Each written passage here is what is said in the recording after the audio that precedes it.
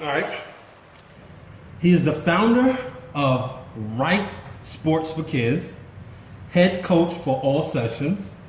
As an avid sports player, he began his sports career from age 5 playing soccer, basketball, baseball, karate, and running constantly. That's funny, running constantly. That's how you got ended up doing track? Yeah, absolutely. Yeah? I could dig it. All right, he played basketball for Clark University. Clark University, that's in Massachusetts? Yeah, in Worcester, Mass. Massachusetts. Okay, how was that experience? It was okay, actually. It was coming out of a smaller school. You get to really see how good you are, and you get on a team after playing with all your friends for all those years, and then you're with just random people that are also just as good. Yeah. And that style of play wasn't the best. Everyone's kind of competing. It's not really team basketball anymore, which kind of rubbed me the wrong way. And then the coach kind of had his son on the team, and there's like controversy with things like that. So it was kind of a negative situation, actually. Okay, so it wasn't the experience of what you had in high school of the fun that basketball brings, but it was more politics involved a little bit to a certain extent in your freshman year of college. Just a little showboat, competitive, everyone just trying to do their own thing instead of being more, it wasn't really a team game anymore. Yeah, okay. And you played freshman basketball under Coach Phillips, right? Yep. Okay, and then you transferred to American University, which is in Washington, D.C.?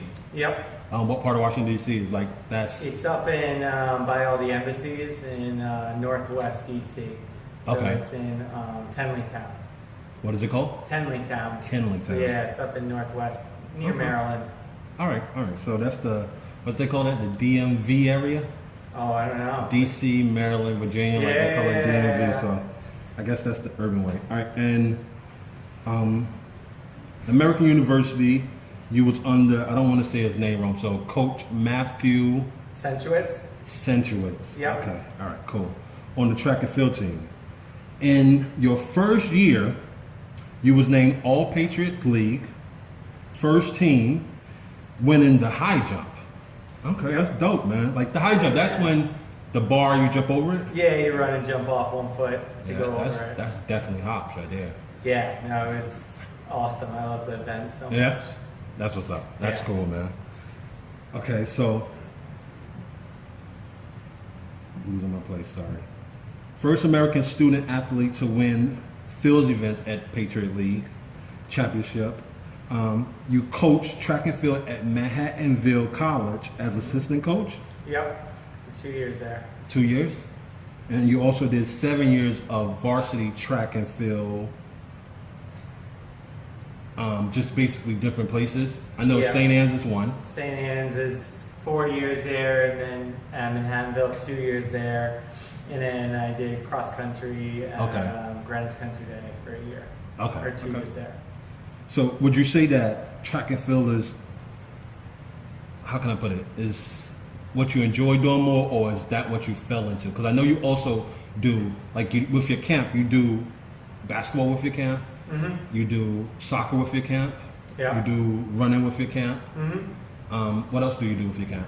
I'll throw in some baseball because I've got the little guys and girls, so they can just basic mechanics to how to be good at all sports and just kind of let them feel out what they like, and then that way when they get a little bit older, they have some experience doing so many different things they can pick instead of a parent just picking for them. Okay, and where is this based out at? This is in Stamford, Connecticut, where I live. Stamford, Connecticut. Okay, cool. So if anybody wanted to know, or anybody near the Stamford area, you know? All right. You received your degree in elementary education and minor arts from American University. Yep. You're currently getting a master's degree? I just finished a master's in phys ed and sports pedagogy last week. 2 weeks So you ago. just finished. Congratulations. Thank you. Congratulations. Yeah. That's what's up, man. How does it feel to get your master's degree? It's good. My mom got hers before me, so that now I'm like, I need to get the next one. So I'm So it's halfway a through the next competition? one. Huh? Got to be better than everyone else. I can dig it. That's what's up. And where did you get your master's degree at? At Manhattanville College, yeah. So you got it at Manhattanville College. Okay. Mm-hmm. All right. And you also do real estate on the Yeah. side. So you got your hands in a lot of different projects. Mm-hmm. You do Wright Sports for Kids. Mm-hmm. You coach varsity basketball at St. Anne's. Mm-hmm. You do real estate. You also help run the St. Anne's camp now, right? Yeah. You also do that. And what else do you do, man? Like, JV soccer, varsity track. yes. So you're doing a couple of things, man. You're moving around. And how old are you? 27, I'll be 28 next Wednesday. 28 next Wednesday. At 28 years old, man, you're definitely making major moves. You're definitely making major moves, man. And I'm excited to interview you today because, like, the purpose of me interviewing people is to just give people different aspects of what they can do in their life. You know, like a lot of times when different people are from certain communities, they feel like they only have certain avenues they can go through. They may be only through sports or only through like the entertainment industry, but you've shown that you could do sports, you could do real estate, you could also get your degrees in certain things. So there's different avenues that you go through. You don't always have to go through the road most travel, but the road less travel sometimes, and you could be successful in it. You know. So I'm gonna ask you a couple questions for the interview. You give me your answer, like you said. You're gonna tell from the heart, man, and that's what I appreciate. I appreciate from the heart, so people can see who you are, and they can see that at the same time, they can do these things, and they can have a vision, or they can have imagination that they also can be as great or greater. You know? Yeah, absolutely.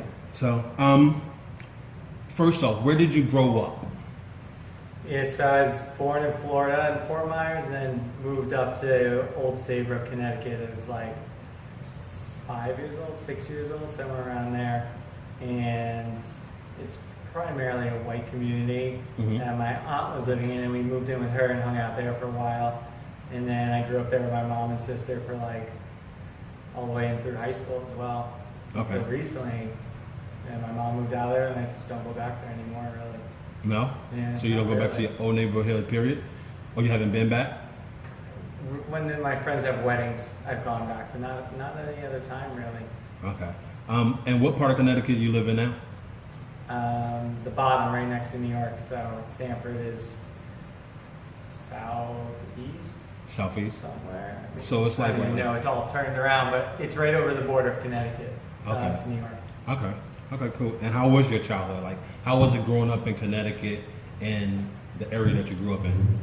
I thought it was good. I'm more oblivious to more of the racial undertones that could be in the all-white community, but like my mom or dad would pick up on it. And I mean, there's some times where things would happen, didn't think anything of it, but then my dad would follow up, and I think he really took a lot of those things and took charge on that to kind of, my mom would make me aware of things that would happen, like some guy was coming around taking pictures of us playing basketball because, I don't know, many of my friends would play outside every day and their shirts off, whatever. My dad, of course, went right up to his door and was like slamming on, like, excuse me, and just start taking pictures of him right in his doorway. Dad doesn't mess around. So I can see. Small little things like that where you'll see where there's only a couple black or even people of color in general in that town, but Yeah. I didn't really notice or it wasn't affecting me in any negative way that I realized, but I feel like that's a good thing to a certain extent. Like sometimes when you are oblivious, maybe to a certain extent, especially as a kid, it don't take hold of you so much, because when you start having these certain concepts, maybe as a kid, you start looking at everybody differently and not getting the perspective of everybody is different, but at the same time, everybody is not bad as everybody seems. You know what I mean? Yeah. And when you start forcing kids to start looking a certain way as a kid, like at certain colors, you start programming them to believe a certain way about this group of people, but all groups of people is not like that. Yeah. So I guess to a certain extent, it was good, maybe being oblivious to certain things, you know what I mean? And then having a father around to take care of those situations was definitely a plus, you know? Yeah, those are the few times he would come down and visit. Okay. Okay, so you wasn't raised with your father in the household, though? No. Okay. And how were you in school? How was your grades in school? Like, how was you as a student in school when you was growing up? It's funny, we were talking about this outside. We all my friends, we were all good students. We all got good grades, high honors at times. I was on the National Honor Society. We were all like mostly A's, some B's, and we're in the honors classes, the AP classes. But school to us was just like, school was more so like get good grades and you go play sports. You don't really, we weren't living and dying by our school grades as much. Like we would get home, I would do all my homework in school. Like if I'm in math, I'm doing science homework. I get to science, I hand it in, I'm now doing my next class homework at times. Yeah. Because we could do all the work and get good grades, so we didn't need to push as much. Yeah. We played video games, we wanted to hop on those video games with our friends. We go outside and play basketball, we want to be outside moving around. We didn't want to be at home doing homework for hours. Yeah, no, I definitely understand. And because I have a 17-year-old son right now, and the thing is, I tell him, do what you need to do first, and then you can do what you want to do. So that's how you and your friends set up us. Okay, let me get my work done, and then now I got my work done, I can go do what I want to do. I can go play the sports, I can go hang out. Do what kids do. So it's understandable that at that age you had that kind of knowledge to get what you need to get done first, and then you get to do what you want to do. A lot of kids at this time, they just want to do what they want to do all the time. They don't get what they need to get done first, so they can get that done. You won't have your parents on your back or whatever, and then I get to do what I want to do, and they definitely gonna be on my hair because my work is done. I'm making good grades. You don't have to worry about me, Of course. So of course. That mindset was good. So you started off at a young age already having that mindset of basically succeeding, but also able to do what you want to do and get what you need done at the same time. And you implemented both of them, which is a good thing. Yeah, I was very self-aware. I may have not got it done the night before, but I knew I could do it in the morning. I knew how long it would take me to get things done. I was like, I could knock this out right before school, it'll be fine. And tell mom, you do that? Yep, already done. Then I'll get it done anyway. But yeah, like you said, as long as you got the good grades and you're doing it, you can't be too mad about that. As a parent. I know, it's less hassle at that point in time. Yeah. And that's what's up. Your first job ever. What was your first job ever growing up? First job, Park and Rec camp. I worked at the Park and Rec camp in my town. I went to that camp all years every year I was in there. And then I think when it was 6th grade, they let me be a counselors in training. Oh yeah, so 6th grade? So you started working in 6th grade? Yeah, you had to be 7th grade, but I knew them all and I knew I was responsible and did some other mediation stuff with working with kids. And then they let me do it. You get a week. So I did a week of helping out and all that. Okay. And then I ended up working there for 9 years, I guess. Okay. Yeah, that was the first job and the job that led me to teaching. Yeah. So would you say that your passion is working with kids? Because it seemed like you started out working with kids and you're still inside that same career of working with kids, and you also, like I said, you got your master's degree and your bachelor's degree in education also. So would you say that's your true passion, is working with kids? Yeah, absolutely. Okay. Yeah, I knew it. I could tell at that early age. I mean, when I went to college, I looked into business because that's what everyone was like. You can make the money. It's a good thing to have everywhere. And it was okay. It wasn't fun. I didn't like the classes that much. And at Clark, I was going to go do the business and then do the 5th year in education. You get your master's. There's some program there. And then I was realizing that I didn't want to do that, and that was part of why I transferred, so I can go do elementary in DC or somewhere and run track at the same time. Okay. But it's always been work with kids, really. Okay.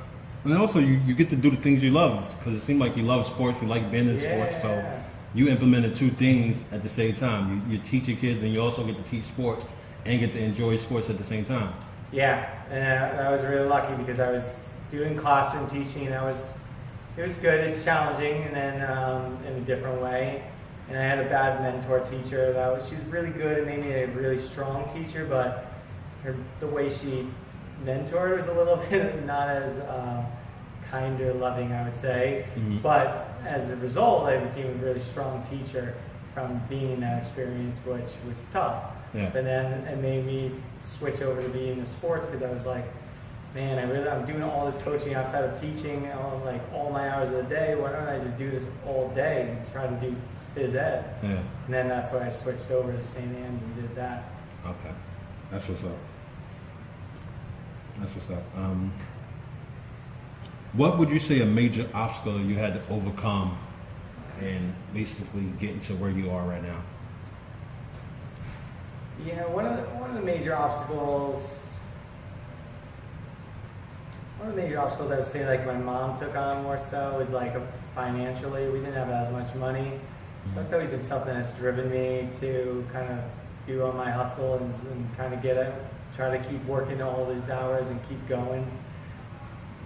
I haven't had any too big of obstacles that have occurred other than just keep going. Like, if I'm in a difficult situation where, like, if having bad sporting games or tough class, or like having a bad mentor teacher for that year, or the coach not being what I thought it was, I always have my friends and family, which has always been there to like kind of talk me through it, keep me going, just remind me that I'm not someone that ever quits, and kind of like is always there to, if you do quit though, it's okay, we'll figure something else out. It's not the end of the world. Definitely. And that was always something that was big to help. So, majority of like your keep pushing and getting over your obstacles is having your family around to a certain extent, and them having that your back, but at the same time that comfort of knowing that they have your back and they still gonna be okay. Period. Point. But like, if you fail, you're gonna be okay. Yeah. If you succeed, they still gonna be with you. You know what I mean? Like, you had that Exactly. type of positive environment that you was around, Yeah, which is a beautiful exactly. thing, man. Which a lot of people don't have. So to have that kind of environment, to have your mother and your family around, it's always good for them to keep pushing you and to let you know that you can get back up and keep going, man. So Yeah, absolutely. that's a beautiful thing, man. That's the beautiful thing. Like, a lot of times we take that for granted sometimes. As humans, we take that for granted of having family around. Even for myself, like, I live in New York and my family live in North Carolina, and not to be close to my family, sometimes I forget that closeness and how loving a family can be when you are near them and how supportive they are sometimes. Yeah. So I definitely understand that. What is one thing that you want the world to remember you by when you leave? I think I always go back and forth with talking with people about things like this, and I think the one thing I always wanted to leave an impression of making people happy. So like, anyone I interact with, I want them to, their memory of me is be like, oh, when I'm near this person, it makes me feel good. Yeah. So I think that's always something I bring to teaching, coaching. I always want that everlasting image in people's minds of me as something positive, where it makes them feel good, even if they're feeling bad or they're having a bad day or whatever. And then we hang out or we meet up or we say hi or whatever, just to get that good feeling coming to them is always something that I want to leave on people. That's what's up. Like, that's a beautiful thing, because I feel like definitely we kind of sometimes forget to place happiness at a high level, that we put everything else more valuable than happiness. When you have that happiness and you feel good and you're making somebody smile and somebody laughing, like, that's memories forever. You know what I mean? Like, you might get that new car, but that's not memories. Once you get that new car, sometimes that goes away and then you want something different. But that happiness you bring into people's life, like, sometimes, like, that can last a lifetime for some people. Yeah. You know what I mean? Like, and that's a beautiful thing. Like, I like that happiness is what you want to be remembered by, man. That's beautiful. And it builds a lot of strong friendships. Like, I go places, now that I'm at my wedding, I was like, there's 1,000 people that I could invite to my guest list, but that's something that's nice, because when I travel around places, like, we went around California, I've met this person one time, maybe, and I was like, hey, I'm coming out. They're like, oh my God, stay with us. Like, definitely come stay with us. Like, I met this person one time before ever. And they want to stay with you, because it's like, people like being around happy people and good people. You definitely bring that energy around, though. You always in a positive mood. You always upbeat. Always seem like you're ready to have fun and ready to jump in and just go for it. So you're definitely that type of person. I definitely sense that with you every time I'm around you too, man. So good. Glad.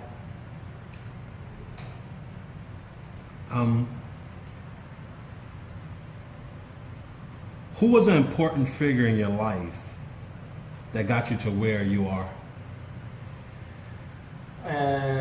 Family or outside of family?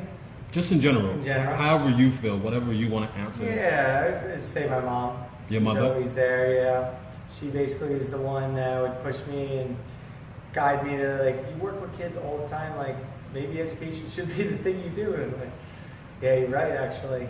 Or like, she would go to all my basketball games, all my track meets, all those. Even when they were in college, she would drive out. So she's kind of always there. That would do that for me and motivate me.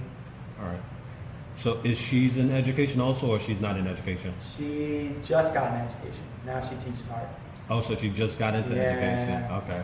So maybe to a certain extent, you inspire her to do something. Yeah, totally. And then in teaching. Yeah, that's dope. Yeah. That's dope. So basically, she inspired you to do what you want to do, and then you also inspire her to do something that she loved to do at the same time. Exactly. That's what's up. That's beautiful. Describe yourself in one word.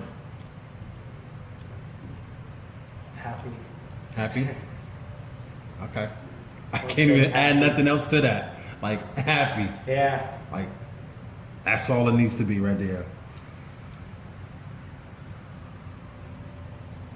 Okay, so this is like an offhand question I like asking people because it kind of gives me a perspective of the person who they are, but at the same time how they view the world and the things they do. It's not even good or bad, but I like the question because I'm a avid reader. So what are 5 books that you would recommend people to read that you've read in the past few years or whatever in your lifetime?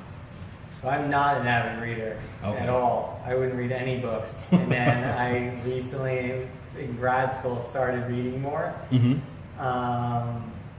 So now I've got some books in the work that I've been reading, which is nice. Books I've read recently, Ibrahimovic, a soccer player. I just read his autobiography, and that's crazy good. Okay. Magnus gave me that one. So one of my students gave me that to go read, and I was like, all right, check it out. He thought I'd like it, and loved it. It's a great book. Americana is the other book I'm reading. The library I went in, I was like, I need to start reading. Give me a book. What do I need? They're like something with, they're like, what category? I was like, let's do something with some diversity in there because that's the big thing going on. The Americana is awesome book. They've got like, she comes from Nigeria, and they're like just seeing how the world works in America versus Nigeria and how they change going there. That was awesome. Tanishi Coates, I think it is. I can't remember the book's title. I just finished that, and he's a black man in America. Was it one of his earlier books or his? I think it's a few years earlier. Between the World and Me? Yeah, there it is. That's the one? I just finished that. That was good. Okay, yeah, that was definitely a good book. I like how they wrote like a letter to his son. Like that was kind of cool. Yeah. And then because of that book, Shannon gave me a book that was similar. I think I got it right here. And it was, I just started reading this one. And she was saying it was similar style, but it was The Fire Next Time, James Baldwin. Oh. He was like, here's this book. That is a great book right there. Yeah. That is a great book. So I just started. I'm like just barely into it. You're definitely going to enjoy that book. Like, that's a good book. Yeah. And then there's another book that I read that was really good. Oh, I can't even remember it. I read so many academic books that I'm trying to slip into pleasure books. Okay. Okay, so you're trying to escape trying to something different. Yeah, exactly. I can dig it. What molded your mindset to be disciplined in your life to get to these different pinnacles, as you or I would call them, in your life? From, like I said, you starting your own camp to you coaching to you doing real estate to you getting your master's degrees. Like, what kind of discipline came with that?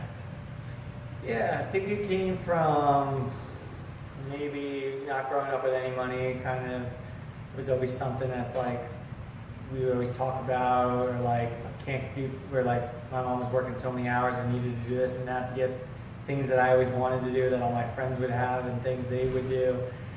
And I think it was freshman year of college. I started bartending, and then just had crazy cash on me. Like I would come home with $400 or $500 a night in cash just from bartending, tips. And I was like, just loving it. I was like, wow, this is great. I was like, I love doing that, having that. So teaching was always my passion. I was always going to do it. You don't make a lot of money in teaching. Coaching, I always was coaching in the city. This guy up at Dalton, he started a program of basketball, and he was killing it. And he asked if I wanted to do it. I was like, yeah, I'll start it. And then I was like going with him, coaching, and then like one of his head people was out, and he's like, can you step in? I was like, yeah, I'm fine. I teach phys ed all the time. I can do this. Doing that, and then like all the parents started giving him feedback, and everyone, so he calls me, he wants to meet, and he's like, talk, because we never met. He just hired me through my boss here, and then we were talking and all that, and then I was telling him we should do another program where we start, because he only did basketball. I was like, we should do multi-sport. We do all these sports in the city. They don't get a chance to do all this. Yeah. I was like, that'd be a big thing, I think. And he's like, I already have this many families. I think it's like 1,500 families in the program. He's a big program now. Oh, wow. And he's like, I just started it up, and then it grew. He's like, as big as I need it to be. And he's like, but you should start your own. And I was like, yeah, I probably should start my own. I was like, I can do this. And he helped me through getting the startup stuff. And then I did it in Connecticut because I didn't want to keep coming to the city when I moved out that way every day. And so I just started it. And it started out slower because I don't work there. I don't know as many access to kids. Mm-hmm. Like if I had it here, I'd have tons of kids. But slow and steady. And when my fiance she started her own school, so she's like, you gotta be patient, just keep going, they'll keep coming. And luckily for her to keep me going as well, like I had 3 kids, I had 6 kids, I had 15 kids, and I had 20 kids. Right now, my last class, I had 13 kids. Yeah. And she's like, it's just gonna keep going, and the word just keeps getting out. So this is my 2nd year now with that. Okay. And it's awesome. So I get to help kids sport.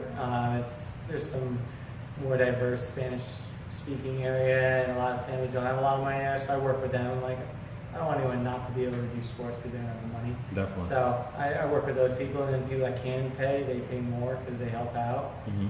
And real estate, I was just bored on the train. I was like, I bought my house that my mom and sister live in, and it's like more of an investment thing to me. And I've heard how all these people made all their money on real estate and all that. Mm-hmm. So I was like, let me check this out. So I looked up how you get your license.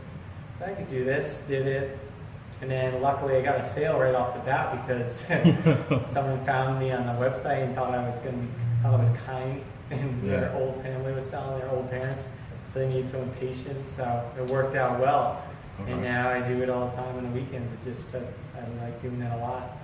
How does that balance out? This is just all fan question. How does that balance out with you having a fiance and also doing all these different things? Like, how does that balance out in your relationship, though?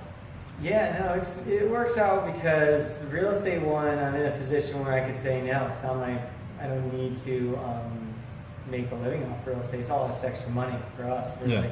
So it's like, if on the weekend, if I'm like, oh, what are you doing? If she's going to, she has a son, if she's going to his soccer game, and then I was like, oh, there's a house right up the corner there. I was like, let me go show this, and I'll come back at halftime. And then, so we find little ways to hang out. And if it's like she's not doing anything all day, then I'll be like, I just won't go to do real estate that day.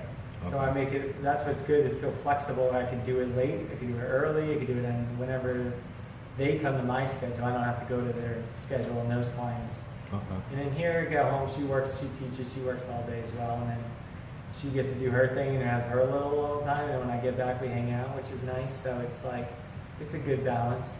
Okay, so yeah. And that's what I was about to say. Like, y'all have a balance. And, and she's also in education also. Yeah, she started on preschool. Okay. That's what's up. She took over a bigger preschool, so now she just runs that. Yeah. Okay, that's cool. Yeah, she's the real boss. Y'all both bosses. Yeah. But yeah, I definitely get it. What quote will best describe you? What's going on? I know, right? Good quote. I just said it yesterday. One that can't remember for the life of me where I found it or heard it, but I know I got it from somewhere. Mm-hmm. It said, if you can't change your situation, change how you view it. And that was a great quote that I tell people all the time, and I try to apply in every aspect. Yeah. Like when I had that bad mentor teaching situation, I was like, I could change this. I could quit, I get a new job, but I'm not staying in a situation because I don't like it. And things like that apply all the time. It's like, you don't like your job, why are you staying there? You don't have to. Go somewhere else. You don't want to be poor, work more hours. That's how I see everything. Like, you want to have more money, no one's gonna give it to you. You gotta go. I'll work 20 hours on the weekend just because I want to have more money. That's what I want to spend my money on.